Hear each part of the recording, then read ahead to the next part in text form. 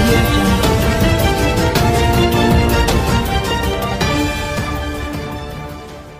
కృష్ణ గారు అబ్బాయి అనే నేను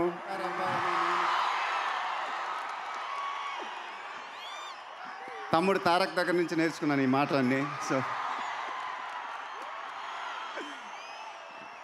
ఈ ప్రీ రిలీజ్ ఈవెంట్ చూస్తున్నట్టు లేదు, సినిమా 100 రోజుల ఫంక్షన్కి వచ్చామో అనిపిస్తుంది నాకు.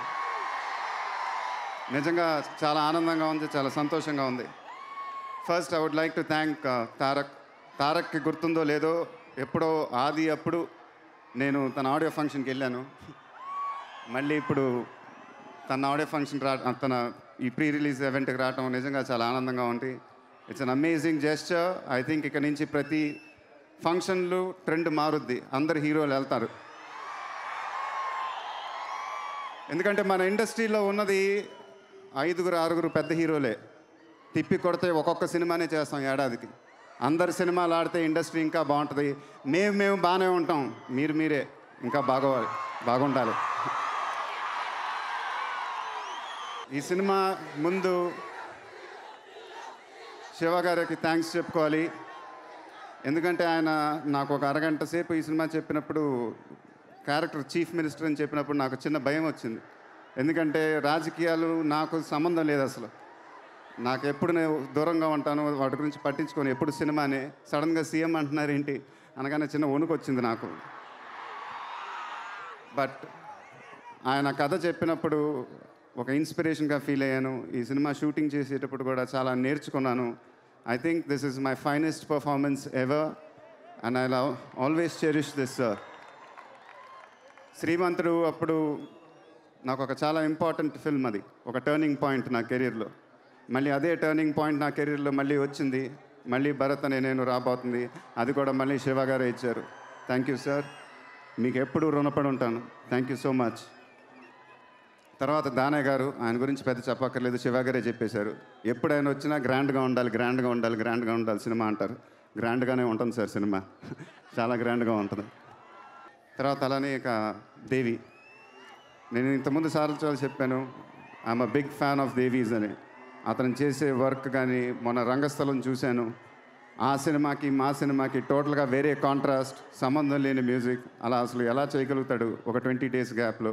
ఆశ్చర్యంగా ఉంటుంది నాకే. అలాగే భరత్ అనే నేను అనే థీమ్ సాంగ్ వచ్చాడయ్యో, నా కెరియర్లోనే ఈ 2 బిగ్గెస్ట్ హిట్స్ అని నేను అనుకుంటున్నాను. Thank you Devi, thank you so much. అలానే రామ్ జోగేష్ శాస్త్రి గారు, మీరు మళ్ళీ అవార్డు కొట్టాలి సార్ మనస్ఫూర్తిగా. Thank you so much. తర్వాత మా డిఓపీలు రవికే చంద్రన్, తిరు గారు. ఒక డిఓపీలు ఉన్నప్పుడు చాలా కాన్ఫిడెంట్గా ఉంటుంది మనకి, ఒక ఆర్టిస్ట్కి ఎస్పెషలీ. వాళ్ళ క్లోజప్లు బాగున్నప్పుడు, వాళ్ళు అందంగా ఉన్నప్పుడు. సో అలాంటి టెక్నీషియన్స్తో పనిచేయటం నిజంగా చాలా ఆనందంగా ఉంది. Thank you Thiru sir, thank you so much. ఇక రామ్ లక్ష్మణ్ మాస్టర్లు, వాళ్ళు ఎప్పుడు యాక్షన్లు వైలెంట్గా ఉంటాయి కానీ వాళ్ళు లోపల చాలా ప్రశాంతంగా ఉంటారు. అదే నాకు ఆశ్చర్యంగా ఉంటుంది ఎప్పుడు. వాళ్ళు ఒక మెడిటేషన్, ఒక యోగా, పొద్దున్న 4 గంటలకు లేచి హాయిగా కామ్గా వస్తారు. స్ట్రింగులు పెట్టి ఫైటర్లు లాగేసి కింద పడేస్తూ ఉంటారు. కానీ ఇప్పటికీ చాలా సినిమాలు పనిచేశాను, రామ్ ఎవరో లక్ష్మణ్ ఎవరో నాకు కన్ఫ్యూజనే. సో ఇద్దరిని మళ్ళీ బట్ థ్యాంక్ యూ మాస్టర్, మీరు ఈ సినిమాకి ఎలా చేశారో నాకు తెలుసు అండ్ ఎప్పుడు రుణపడుతుంటాను. Thank you so much. ఈ అమ్మాయి గురించి చెప్పాలి. నేను శివ గారు ఈ సినిమా చేసినప్పుడు, ఈ సినిమాలో లవ్ స్టోరీ చాలా ఇంపార్టెంట్. ఎందుకంటే ఒక రెగ్యులర్ పెద్ద హీరోయిన్ చేస్తే బాగోదు. ఎందుకంటే ఒక చాలా కొత్త యాంగిల్, ఒక కొత్త అమ్మాయే కావాలని ఫిక్స్ అయ్యాం. And I'm very happy that she's done a film.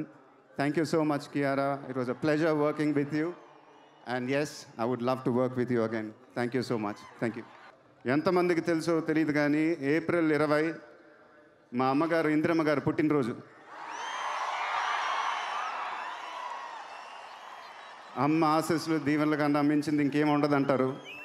So ఆ రోజు రిలీజ్ అవటం నిజంగా నాకు చాలా ఆనందంగా ఉంది. మీ ఆశీస్సులు, అభిమానం ఎప్పుడు నా దగ్గర ఉండాలని మనస్ఫూర్తిగా కోరుకుంటున్నాను. Thank you very much. Thank you. ఏంటండి, వీడియో నచ్చిందా? అయితే ఓ లైక్ వేసుకోండి, లేదంటే ఓ కామెంట్ చేయండి. ఎప్పటికప్పుడు మా వీడియోస్ చూడాలంటే సబ్స్క్రైబ్ చేసుకోండి.